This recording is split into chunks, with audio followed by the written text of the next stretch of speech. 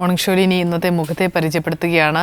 നെസ്റ്റിൻ്റെ പുതിയ സംരംഭമായ നിയാർക്കിൻ്റെ വിശേഷങ്ങൾ പങ്കുവയ്ക്കാനായി നെസ്റ്റിൻ്റെ general secretary Muhammad Yunus P K ആണെന്ന് മോർണിംഗ് ഷോയിൽ അതിഥി അയച്ചിരുന്നത്. നമസ്കാരം സർ. നമസ്കാരം. പുതിയൊരു ദൗത്യത്തിലേക്ക് കടക്കുകയാണ്. എന്താണ് ഇങ്ങനെ ഒരു ആശയത്തിന് പിന്നിൽ? 2012 ഒരച്ഛൻ, അദ്ദേഹം ഗൾഫിൽ ജോലി ചെയ്യായിരുന്നു. അപ്പോൾ 10 വർഷം മുമ്പ് ഒരു കുട്ടി ജനിച്ചപ്പോൾ അദ്ദേഹം പറയുന്നത്, അദ്ദേഹം ജോലി നിർത്തി കുട്ടിയെ പഠിപ്പിക്കാൻ വേണ്ടി നാട്ടിലേക്ക് തിരിച്ചു ഫാമിലിയായിട്ട്. 10 വർഷം കുട്ടിയെ പഠിപ്പിച്ചു, ഭാര്യയും അദ്ദേഹവും കൂടെ. പക്ഷെ പരാജയപ്പെട്ടു പോയി. പഠിപ്പിച്ചത് എൻട്രൻസിനോ അല്ലെങ്കിൽ അക്കാഡമിക്കലി പഠിപ്പിക്കുക എന്നുള്ളതായിരുന്നില്ല, മറിച്ച് മലമൂത്ര വിസർജനം നടത്തിയ കൈകൊണ്ടെടുത്ത് വായിലിടരുത് എന്ന് പഠിപ്പിക്കാനായിരുന്നു 10 വർഷം. പക്ഷെ പരാജയപ്പെട്ടു പോയ ഒരു അച്ഛനാണ് എന്ന് പറഞ്ഞ് അദ്ദേഹം പറഞ്ഞപ്പോൾ, ഇത് ആർക്കും സംഭവിക്കാവുന്നതാണ്. നമ്മൾ എത്രത്തോളം ഭാഗ്യവന്മാരാണെന്ന് റിയലൈസ് ചെയ്യുന്നത് ഇങ്ങനെയുള്ള ആൾക്കാർക്കാണ്. ഒരു വീട്ടിലിങ്ങനെ ഒരു കുട്ടി ഉണ്ടാവുന്നതിൻ്റെ പ്രശ്നം എത്രത്തോളം ആ വീട്ടുകാരനുഭവിക്കുന്ന പ്രശ്നം, പ്രത്യേകിച്ചും അമ്മമാരനുഭവിക്കുന്ന പ്രശ്നം എത്രത്തോളം തീവ്രമാണെന്ന് പഠിച്ചതിൻ്റെ അന്നു മുതലാണ് അതിനെക്കുറിച്ചൊന്ന് പഠിക്കാൻ വേണ്ടി തീരുമാനിച്ചത്. അപ്പോൾ ഉണ്ടായ ഒരു ഇത്തരത്തിലുള്ള അമ്മമാരനുഭവിക്കുന്ന പ്രശ്നം ഭീകരമാണ്. കാരണം അവർ സമൂഹത്തിന്, പ്രത്യേകിച്ച് മാധ്യമങ്ങളാണ് സമൂഹത്തിന് മുമ്പിൽ ഇവരുടെ പ്രശ്നങ്ങൾ അല്പമെങ്കിലും അവതരിപ്പിക്കുന്നത്. അപ്പോൾ ഈ മേഖലയിൽ ഇത്രയും കാലമായിട്ട് കൃത്യമായൊരു കണക്കോ കാര്യങ്ങളോ ഇല്ലാത്തതുകൊണ്ടും അവർക്ക് വേണ്ട ഫെസിലിറ്റി ഇല്ലാത്തതുകൊണ്ടും മാത്രമല്ല, ഇതൊരു ചാരിറ്റീൻ്റെ ഒരു മേഖലയായിട്ട് ആളുകൾ കാണുന്നു. ഇവരെന്തായാലും ഡെവലപ്പ് ചെയ്യാനില്ല, ഇവർ ഇത്രത്തോളമൊക്കെ പറ്റുള്ളൂ എന്നുള്ള നിലയ്ക്ക് മാറുന്നു. അപ്പോൾ ആ ഒരു ഇതിൻ്റെ ഭാഗമായി നമ്മളൊരു ഏകദേശം 300ഓളം ഇങ്ങനെയുള്ള രക്ഷിതാക്കളെ കുറിച്ച് പഠിച്ചു, ഇങ്ങനെയുള്ള കുട്ടികൾ അനുഭവിക്കുന്ന പ്രശ്നങ്ങളെക്കുറിച്ച് പഠിച്ചു. അപ്പോൾ അതിലേറ്റവും തീവ്രമായിട്ടുള്ള സംവിധാനമാണ് സെറിബ്രൽ പാൾസി, സിവിയർ സെറിബ്രൽ പാൾസിയുള്ള പെൺകുട്ടികളെ 15 വയസ്സാകുമ്പോൾ അവർ അബ്യൂസ് ചെയ്യപ്പെടാതിരിക്കാൻ യൂട്രസ് റിമൂവ് ചെയ്യുന്ന അമ്മമാരെ കണ്ടു. അവർ ഒരു ഫാമിലി ഫങ്ഷനോ അല്ലെങ്കിൽ മറ്റു പരിപാടികളിലേക്കോ പൊതുപരിപാടികളിലേക്കോ ഒന്നും വരാത്ത അമ്മമാരാണ്. ഒരു പനി വന്നു പോയാൽ, എനിക്കെന്താ സംഭവിച്ചു പോയാൽ കുട്ടിക്കിൻ്റെ ഭാവി എന്താണ് എന്ന് ആകുലതപ്പെടുന്ന ആൾക്കാരാണ്. അപ്പോൾ ഇവരനുഭവിക്കുന്ന അത്രയും ഭീകരമായ അവസ്ഥ. അതേപോലെ ഇൻ്റലക്ച്വൽ ഡിസബിലിറ്റിയുള്ള മകൻ, 21 വയസ്സായ മകൻ, അവന് വേറെ ഒന്നും അറിയില്ല, ഈവൻ അച്ഛനും അമ്മേനെയും പോലെ ഐഡൻറ്റിഫൈ ചെയ്യാൻ പറ്റാത്ത മകൻ, അവൻ്റെ ശാരീരിക ആവശ്യങ്ങളുടെ ഭാഗമായിട്ട് ഒരു സ്ത്രീയെ ആക്രമിക്കാൻ, അടുത്ത വീട്ടിലൊരു സ്ത്രീയെ ആക്രമിക്കുന്നതിൻ്റെ ഭാഗമായിട്ട് ശ്രമിച്ചപ്പോൾ നാട്ടുകാരെ കൂട്ടി തെങ്ങിൽ കെട്ടിയിട്ടിട്ട് അടിക്കുന്ന ഒരവസ്ഥ കണ്ടപ്പോൾ, ഇങ്ങനൊരവസ്ഥ ഉണ്ടാവാതിരിക്കാൻ വേണ്ടിയിട്ട് കൂടെ കിടന്ന് കൊടുക്കുന്ന അമ്മ പറഞ്ഞത്, വെറുപ്പ് തോന്നരുത് എന്നോട്. അപ്പോൾ ഇവരനുഭവിക്കുന്ന പ്രശ്നങ്ങൾക്കൊരു പരിഹാരം എന്താണ്, അല്ലെങ്കിൽ ഇതിന് ലോകത്തെ എല്ലായിടത്തും ഇങ്ങനെ തന്നെയാണോ എന്നുള്ള ഒരു പഠനത്തിൻ്റെ ഭാഗമായിട്ട് ഇൻ്റർനാഷണൽ ലെവലിലുള്ള സെമിനാറുകൾക്കും അവിടെയുള്ള എന്തൊക്കെ ഫെസിലിറ്റി എന്നുള്ളതിനെ കുറിച്ച് പഠിക്കുന്നു. 2013 ഞങ്ങൾ US പോയി. അവിടെയുള്ള സ്ഥാപനങ്ങൾ, അവിടെയുള്ള സെമിനാറുകളിലൊക്കെ അറ്റൻഡ് ചെയ്തപ്പം നമ്മൾ എത്രത്തോളം പിന്നോക്കം നിൽക്കുന്നുണ്ട് ഈ മേഖലയിൽ, 100 കൊല്ലം ബാക്കിലാണ്. അപ്പോൾ അവിടുത്തെ അന്ന് നമ്മളൊരു തീരുമാനം എടുത്തു, ലോകത്തിൻ്റെ ഏതെങ്കിലും ഭാഗത്ത് സംസാരിക്കാത്ത കുട്ടികൾക്ക് സംസാരിക്കാനുള്ള, വിത്തൗട്ട് സർജറി വിത്തൗട്ട് മെഡിസിൻ സംസാരിക്കാനുള്ള സംവിധാനങ്ങളുണ്ടെങ്കിൽ നമ്മൾ സംസാരിക്കുമെങ്കിൽ അത് നമ്മുടെ ഒരു ബാധ്യതയായി അവർ സംസാരിക്കും. നമുക്ക് നടക്കാൻ പറ്റുമെങ്കിൽ, നടക്കാൻ പറ്റാത്ത ഇത്തരം കുട്ടികൾ നടത്തിക്കുന്നതിന് ലോകത്തിൻ്റെ എവിടെയെങ്കിലും എന്തെങ്കിലും ഫെസിലിറ്റി ഉണ്ടെങ്കിൽ അത് നമ്മളെ നാട്ടിലെത്തിക്കണം. അപ്പോൾ നമ്മൾ കണ്ടെത്തിയ ഒരു പ്രധാന അസിസ്റ്റീവ് ഡിവൈസസ്, അങ്ങനെ റിസർച്ച്, ഈ മേഖലയിൽ നമ്മൾ ഒരുപാട് പിന്നിലാണ്. അതിന് കാരണം മുമ്പത്തെ കാലത്ത് ഇത്തരം സംവിധാനങ്ങൾ കേരളത്തിൽ അഡ്രസ്സ് ചെയ്തിരുന്നത് ഒരു സംവിധാനവും ഇല്ലാത്ത സമയത്ത് പരിഷ്കൃതാക്കളായിട്ടുള്ള കുറേ ആളുകൾ ചാരിറ്റി മേഖലയിലായിരുന്നു. അത് പക്ഷേ അതൊരു കീഴ്വഴക്കമായി മാറി. ഈ മേഖലയിൽ ചാരിറ്റിയിലൂടെ മാത്രമാണ് ഇവർക്കുള്ള സർവീസ് കൊടുക്കേണ്ടത്. അതുകൊണ്ട് തന്നെ അവിടെ കോംപ്രമൈസ് ചെയ്യപ്പെടുന്നത് ക്വാളിറ്റിയാണ്. അപ്പോൾ ആ ഒരു സെമിനാറിൽ വെച്ചിട്ട് വളരെ വാഷിങ്ടൺ യൂണിവേഴ്സിറ്റി സ്കൂൾ ഓഫ് മെഡിസിനിലെ HOD, ഓഡിയോളജി ഡിപ്പാർട്ട്മെൻറ്റിൻ്റെ HOD, അദ്ദേഹത്തോട് ഈ ഫെസിലിറ്റിയൊക്കെ നമ്മളെ നാട്ടിൽ എത്തിക്കണം എന്ന് പറഞ്ഞപ്പോൾ അദ്ദേഹം പറഞ്ഞൊരു മറുപടി, അത് ഭയങ്കരമായിട്ടുള്ള ഒരു ചിന്തിപ്പിക്കുന്ന ഒരു മറുപടിയാണ്. അദ്ദേഹം പറഞ്ഞു, നിങ്ങൾക്ക് ഇവരെക്കുറിച്ചുള്ള സംവിധാനങ്ങൾ, ഇവരുടെ പ്രശ്നങ്ങളൊക്കെ വളരെ സിമ്പതിയോടുകൂടി അവതരിപ്പിച്ച് മറ്റ് പ്രവാസികളായിട്ടുള്ള ആളുകളിൽ നിന്നും ഫണ്ട് ശേഖരിച്ച് ബിൽഡിംഗ് എടുക്കുക. അതല്ലെങ്കിൽ അത് നിങ്ങളറിയുന്നില്ല ഇവരെ പ്രശ്നം എന്താണെന്ന് നിങ്ങൾ പഠിക്കുന്നില്ല. ആരാണ് ഇവരെ പഠിപ്പിക്കേണ്ടത് നിങ്ങൾ പഠിക്കുന്നില്ല. എന്ത് റിസോഴ്സസാണ് ഇവർക്ക് വേണ്ടതെന്ന് നിങ്ങൾ മനസ്സിലാക്കുന്നില്ല. എന്ത് റിസർച്ചാണ് വേണ്ടതെന്ന് നിങ്ങൾ മനസ്സിലാക്കുക. എന്ത് അസിസ്റ്റീവ് ഡിവൈസസാണ് ഇവരെ ക്വാളിറ്റി ഓഫ് ലൈഫ് ഇമ്പ്രൂവ് ചെയ്യുന്നതിനെക്കുറിച്ച്. അത് വല്ലാത്തൊരു ഒരു അനുഭവമായിരുന്നു. അപ്പോൾ അന്ന് മുതൽ നമ്മൾ തീരുമാനിച്ചു. എങ്ങനെയാണ് ഈ നെസ്റ്റിൻ്റെ ഒരു പ്രവർത്തന രീതി?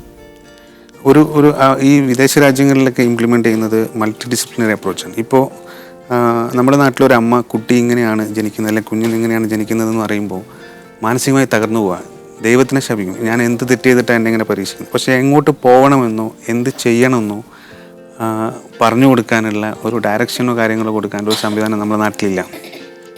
അവിടങ്ങളിലൊക്കെ ഇങ്ങനെ ഒരു അവസ്ഥ ഉണ്ടാകുമ്പോൾ ആദ്യം തന്നെ അവർ ഫാമിലി സെൻറ്റർ എന്ന് പറഞ്ഞൊരു കോൺസെപ്റ്റ്, അതായത് ഇമ്മീഡിയറ്റ് റിലേറ്റീവ്സിനെ വിളിച്ചിട്ട് പറയും, ഈ അമ്മ മാനസികമായിട്ട് തകർന്നിരുന്നു, ഈ അമ്മ ശാക്തീകരിക്കപ്പെട്ടാൽ മാത്രമേ ഈ കുട്ടി ഡെവലപ്പ് ചെയ്യുള്ളൂ. അപ്പോൾ ഇവർ തളരാൻ പാടില്ല. അപ്പോൾ നിങ്ങളാണ് അതിൻ്റെ ഉത്തരവാദിത്വം. അപ്പോൾ അവരെ എഡ്യൂക്കേറ്റ് ചെയ്യും.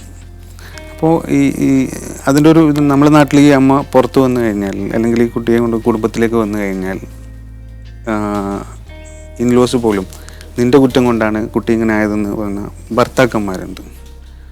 അപ്പോൾ അത് പിന്നെ ഇവരോടൊരു സിമ്പതി കാണിക്കും. നമ്മുടെ സമൂഹത്തിൻ്റെ ഒരു വലിയൊരു അവസ്ഥയാണ്. ഇപ്പോൾ ഇങ്ങനെ ഒരു കുട്ടിയെ കൊണ്ട് ബസ്സിൽ കയറിയാൽ പോലും ആളുകളുടെ ആറ്റിറ്റ്യൂഡ് അവരെങ്ങനെ നോക്കാൻ, ദിവസം ഇവരെയും കൊണ്ട് പോകുമ്പോൾ ഈവൻ ഓട്ടോറിക്ഷ തൊഴിലാളിയായിട്ടുള്ള ഒരാളുടെ ഭാര്യ പറഞ്ഞത്, ബസ് സ്റ്റാൻഡിൽ ബസ് ഇറങ്ങി നടക്കുമ്പോൾ, തൊട്ടടുത്തുള്ള ഓട്ടോ സ്റ്റാൻഡിലൂടെ നടക്കുമ്പോൾ ഭർത്താവ് മുമ്പിൽ ഒരു അപരിചിതനെ പോലെ നടക്കും, ഈ കുട്ടിയെയും കൊണ്ട് ഭാര്യ ബാക്കിൽ നടക്കും.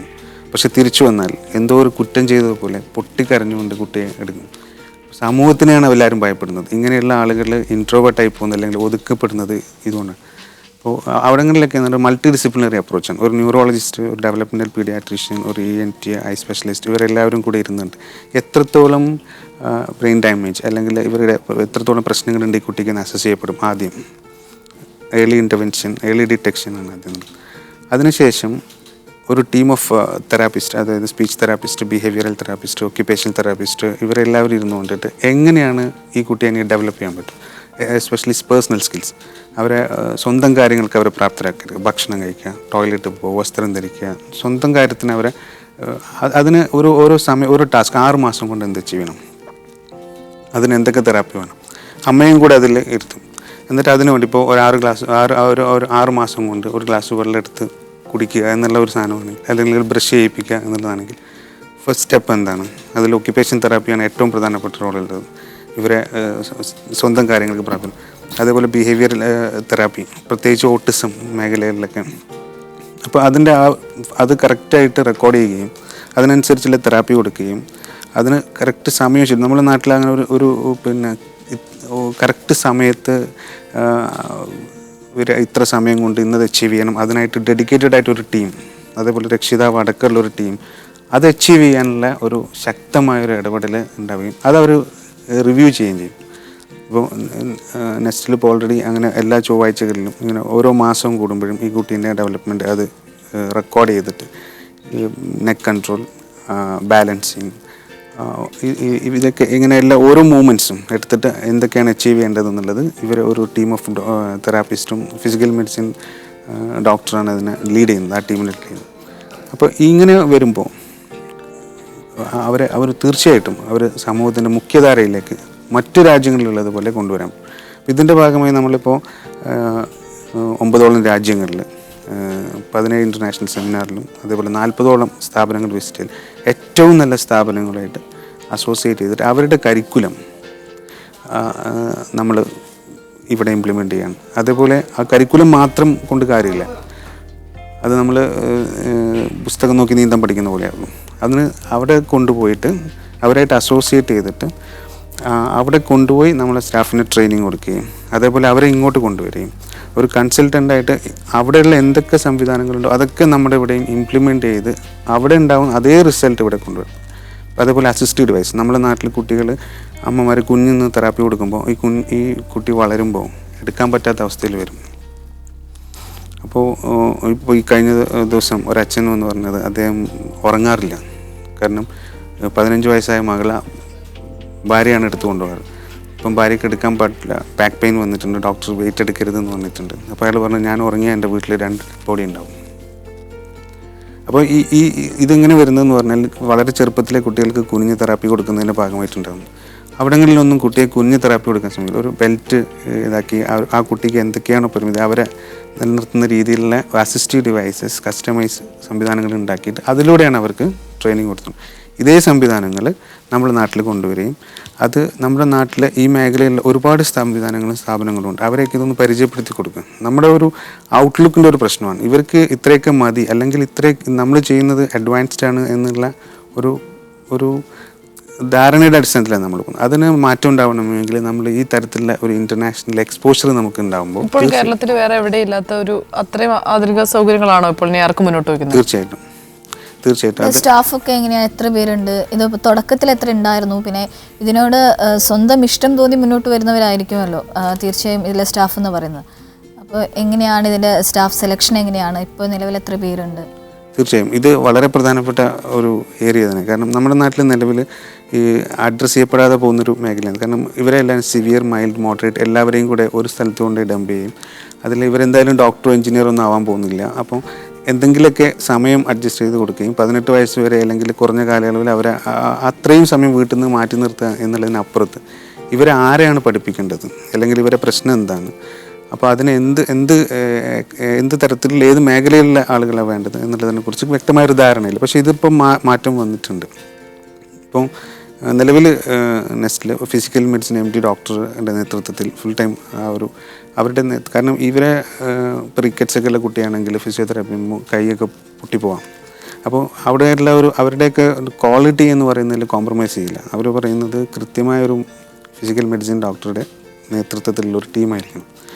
ഇപ്പോൾ നിലവിൽ നെസ്റ്റിൽ 7 ഫിസിയോതെറാപ്പിസ്റ്റ് ഉണ്ട്, 7 സ്പീച്ച് തെറാപ്പിസ്റ്റ് ഉണ്ട്, 4 ഒക്യുപ്പേഷണൽ തെറാപ്പിസ്റ്റ് ഉണ്ട്, 4 സൈക്കോളജിസ്റ്റ് ഉണ്ട്. അപ്പോൾ ഇവരുടെയൊക്കെ ഇവരൊരു ടീം അപ്രോച്ചാണ്. അതായത് പിന്നെ ഈ ഡിസബിലിറ്റി പലപ്പോഴും മൾട്ടി ഡിസിപ്ലിനറി ആയിരിക്കും. കാരണം ഒരു പ്രോബ്ലം ഉള്ള കുട്ടിക്ക് തന്നെ മൾട്ടിപ്പിൾ ഡിസബിലിറ്റി, അതായത് ഇപ്പോൾ പിന്നെ സ്പീച്ച് പ്രോബ്ലം ഉള്ള കുട്ടി ഓട്ടിസം ഫീച്ചേഴ്സ് ഉണ്ടാവാം. അപ്പോൾ അങ്ങനെയുള്ള ആളുകൾക്ക് ഇവരൊരു ടീമായിരുന്നു കൊണ്ട് അസസ് ചെയ്ത് ആദ്യം ഡോക്ടർ കാണും. ഡോക്ടർ കണ്ടതിന് ശേഷം സൈക്കോളജിസ്റ്റ് കാണും. കാരണം സൈക്കോളജിസ്റ്റ് കുട്ടിയെ മാത്രമല്ല, ഈ ടീം ഓഫ് സൈക്കോളജിസ്റ്റ് ബിഹേവിയറൽ തെറാപ്പിക്ക് പുറമേ അമ്മമാരുടെ പ്രശ്നങ്ങളും കൂടെ, കാരണം അവർ വീട്ടിൽ എപ്പോഴും ഈ കുട്ടിയെ കണ്ടുകൊണ്ടിരിക്കുന്നു. അപ്പോൾ ഒരു അഗ്നിപർവ്വതം അവരെ മനസ്സിൽ ഉണ്ടായിരിക്കും. ഓരോ സെക്കൻഡിലും മറ്റുള്ള എല്ലാ അമ്മമാർക്കും കുട്ടികളൊരു പ്രതീക്ഷയാണ്. പക്ഷേ ഇവരെ സംബന്ധിച്ചിടത്തോളം ഇവർക്കൊരു നീറുന്ന ഉത്കണ്ഠയാണ് കുട്ടി. അപ്പോൾ അവരെ എപ്പോഴും സപ്പോർട്ട് ചെയ്ത് കൊണ്ടിരിക്കുക എന്ന് പറയുന്നത് വളരെ പ്രധാനപ്പെട്ട ഒരു ഉത്തരവാദിത്വമാണ്. കാരണം അവരാണ് ഏറ്റവും നല്ല ട്രെയിനർ.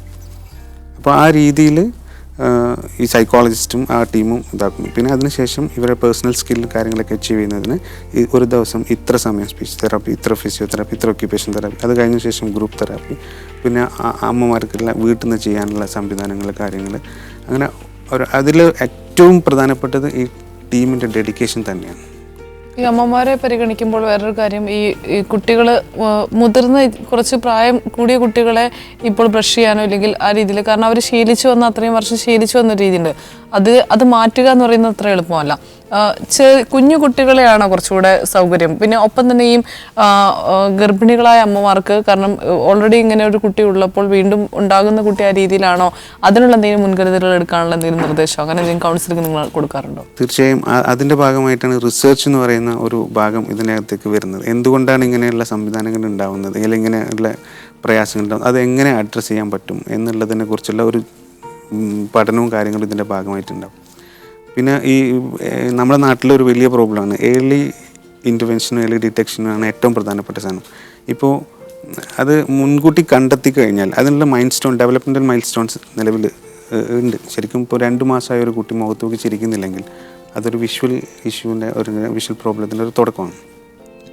അതേപോലെ 6 മാസമായിട്ട് കഴുത്ത് തുറച്ചിട്ടില്ലെങ്കിൽ, 8 മാസമായിട്ട് കുട്ടിക്ക് ഇരിക്കാൻ പറ്റുന്നില്ലെങ്കിൽ, 11 മാസമായിട്ട് പിടിച്ചു നിൽക്കുന്നില്ലെങ്കിൽ, 16 മാസമായിട്ട് കുട്ടി സ്റ്റെപ്പ് വെക്കുന്നില്ലെങ്കിൽ, ഇതൊക്കെ ഒരു പക്ഷേ നമ്മുടെ നാട്ടിൽ ഇതൊക്കെ മാറ്റി വെക്കപ്പെടുക. കാരണം ഒരമ്മയും കുട്ടി ഇങ്ങനെയാണ് എന്ന് വിശ്വസിക്കാൻ ഇഷ്ടപ്പെടുന്നില്ല.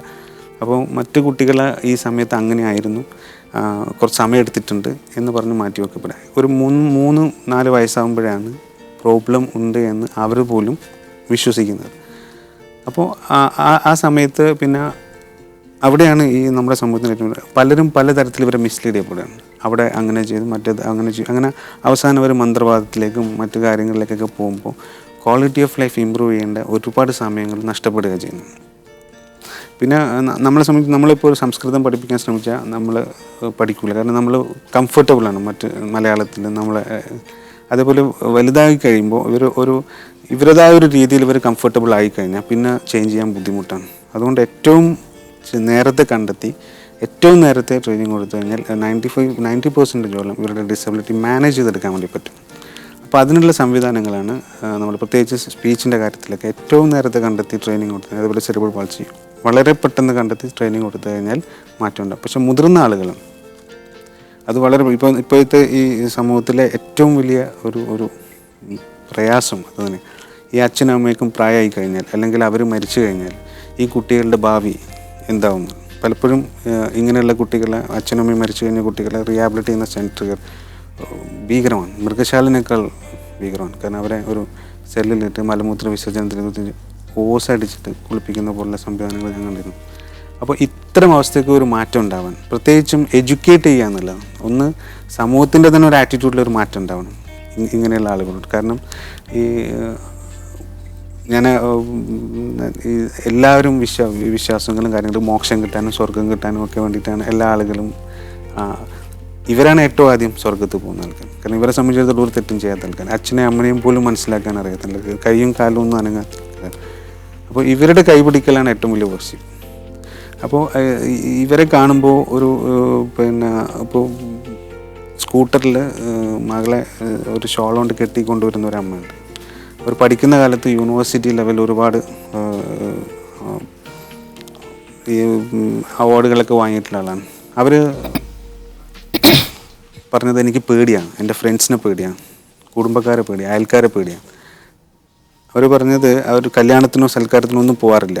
എന്തെങ്കിലും ഒരു ഫാമിലി ഗെറ്റ് ടുഗദർ അല്ലെങ്കിൽ എന്തെങ്കിലും ഫംഗ്ഷന് പോയി കഴിഞ്ഞാൽ എല്ലാവരും എൻ്റെ ചുറ്റും വരും. എന്നിട്ട് നീ എന്ത് സ്മാർട്ടായിരുന്നു പറഞ്ഞിട്ട്, ഇപ്പോൾ ഞങ്ങളെപ്പോഴും നിന്നെക്കുറിച്ചാണ് പറയാറ്, നീ ഒന്നും ശ്രദ്ധിക്കുന്നില്ല, രാവിലെ തന്നെ മോളെയും കൊണ്ട് പോകുന്നു. അപ്പോൾ അവർക്ക് എൻ്റെ കണ്ണീര് കാണണം, അതുവരെ അവരിത് പറഞ്ഞുകൊണ്ടിരിക്കും. ഞാൻ പറഞ്ഞു അങ്ങനെ ആയിരിക്കില്ല, അവർ ആത്മാർത്ഥമായിട്ടായിരിക്കും. ആത്മാർത്ഥമായിട്ടാണെങ്കിൽ 4 കൊല്ലമായി ഞാനിങ്ങനെ വരുന്നു, ഒരാൾ പോലും ഇതുവരെ പറഞ്ഞിട്ടില്ല ഒരു ദിവസം ഞാൻ നിൻ്റെ കുട്ടിയെ എടുക്കാം, ഞാൻ വരാം ഒരു ദിവസം. അപ്പോൾ ഈ ഒരു മനോഭാവത്തിൽ മാറ്റം വരുന്നു. പ്രത്യേകിച്ചും ഇങ്ങനെ ഒരു അവസ്ഥ അവരുടെ ചെരുപ്പിൽ കയറി നിന്നാൽ മാത്രമാണ് അവരനുഭവിക്കുന്ന പ്രയാസം മനസ്സിലാവും. അപ്പോൾ അവരോട് സിമ്പതിയല്ല നമ്മൾ വേണ്ടത്. അവരുടെ പ്രശ്നത്തിൽ നമ്മളൊന്ന് കൈപിടിച്ചാൽ ഒരു വലിയൊരു ആശ്വാസം കിട്ടുന്ന ആൾക്കാരാണ്. അപ്പോൾ അവരെ ആ കണ്ണോട്ട് കാണാതെ എന്ത് നമുക്ക് ചെയ്യാൻ പറ്റും, ഈ അവസ്ഥ നമുക്കായിരുന്നെങ്കിൽ എന്താകുമായിരുന്നു എന്ന് ആലോചിച്ചുകൊണ്ട് അവരുടെ പ്രശ്നത്തിൽ ഇടപെടാനും അവരെ സഹായിക്കാനുള്ളൊരു മനസ്ഥിതി ഉണ്ടാവും. ഇപ്പോൾ ഫാമിലി ഫങ്ഷനൊക്കെ ഉണ്ടാകുമ്പോൾ അവരെല്ലാം ആ കുട്ടിയെ എടുക്കേണ്ടത്, മറിച്ച് മറ്റുള്ള ബന്ധുക്കളാണ് എടുക്കേണ്ടത്. ആ ഒരു ആറ്റിറ്റ്യൂഡിലേക്ക് സമൂഹത്തിൽ മാറ്റം വന്നു കഴിഞ്ഞാൽ മാത്രമാണ് ഇതിലൊരു മാറ്റം. നെസ്റ്റിൻ്റെ പ്രവർത്തന സമയമൊക്കെ എങ്ങനെയാണ്? അവിടെ കുട്ടികൾക്ക്, ഇത്തരത്തിലുള്ള കുട്ടികൾക്ക് താമസ സൗകര്യമുണ്ടോ അതോ വർക്കിംഗ് അവേഴ്സ് ആണോ? പുതിയ പ്രോജക്റ്റ് വരുന്നതോടുകൂടി 3 ഫേസ് ആയിട്ടാണ് വരുന്നത്. അപ്പോൾ അത് പിന്നെ 3rd ഫേസ് ആകുമ്പോഴത്തേക്കും ഈ തരത്തിൽ ഒരു അവർക്ക് കൊണ്ട് റീഹാബിലിറ്റേഷൻ വില്ലേജ് നമ്മുടെ ഇതിൻ്റെ ഭാഗമായിട്ട് നമ്മൾ പ്ലാൻ ചെയ്യുന്നുണ്ട്. തീർച്ചയായിട്ടും നമ്മുടെ സമൂഹത്തിൻ്റെ ഒരു വലിയ നന്മയാണ് എല്ലാം. ഇപ്പം ഈ പ്രവാസികളായിട്ടുള്ള ആളുകൾ ഓരോ ചാപ്റ്റർ, ഇപ്പം ബി നെസ്റ്റ് ബഹ്റൈനിൽ, അതേപോലെ ക്യൂ നെസ്റ്റ് ഖത്തറിൽ, കെ നെസ്റ്റ് കുവൈറ്റിൽ, US നെസ്റ്റ് ഉണ്ട്, അതേപോലെ ഇംഗ്ലണ്ടിലുണ്ട്, ഓസ്ട്രേലിയയിലുണ്ട്, മലേഷ്യയിലുണ്ട്. ഇതൊക്കെ നമ്മുടെ നാട്ടിൽ തന്നെ പ്രവാസികളായിട്ടുള്ള ആൾക്കാർ അവിടെ. അവരുടെ മെയിൻ ടാസ്ക് എന്താണെന്ന് പറഞ്ഞാൽ അവിടങ്ങളിലുള്ള സൗകര്യങ്ങളെ നമുക്ക് പരിചയപ്പെടുത്തി തരാം. അതിൻ്റെ ഭാഗമായിട്ട് ഇങ്ങനെയുള്ള ആളുകളെ സഹായിക്കാന്ന് പറഞ്ഞു. പ്രത്യേകിച്ചും ചാരിറ്റി അല്ലെങ്കിൽ എന്താ പറയുക, ഇതിനപ്പുറത്തേക്ക് ആത്മാർത്ഥമായ ഒരു ഇടപെടൽ, ഒരു വളരെ ഫോക്കസ്ഡ് ആയിട്ട് പോകുന്ന രീതിയിലുള്ള ഒരു സംവിധാനം. അപ്പോൾ ഇപ്പം നിലവിൽ 3rd ഫേസ് ആകുമ്പോഴത്തേക്ക് നമുക്ക് ഈ റീഹാബിലിറ്റേഷൻ എന്തായാലും വലിയൊരു ചുവടുവെപ്പാണ്. ഇനി വരുന്ന ഘട്ടങ്ങളിൽ അത് കൂടുതൽ പ്രാവർത്തികമാകട്ടെ. വലിയൊരു അന്താരാഷ്ട്ര തലത്തിലുള്ള ഒരു സൗകര്യങ്ങൾ ഇവിടുത്തെ കുട്ടികൾക്കും കിട്ടട്ടെ എന്ന് ആഗ്രഹിക്കുകയാണ്. എന്തായാലും എല്ലാവിധ ആശംസകളും നേരുന്നു. ഇന്ന് ഇപ്പോൾ തറക്കല്ലിടൽ നടക്കാൻ പോവുകയാണ്. എന്തായാലും വലിയ സംരംഭമായി ഒട്ടേറെ പേർക്ക് ആശ്വാസമാകുന്ന വലിയൊരു സംരംഭമായി മാറട്ടെ എന്ന് ആശംസിക്കുകയാണ്. ഒപ്പം തന്നെ മോർണിംഗ് ഷോയിൽ അതിഥിയായി എത്തിയതിനും ഇതുവരെയുള്ള അനുഭവങ്ങൾ പങ്കുവച്ചതിനും നന്ദി.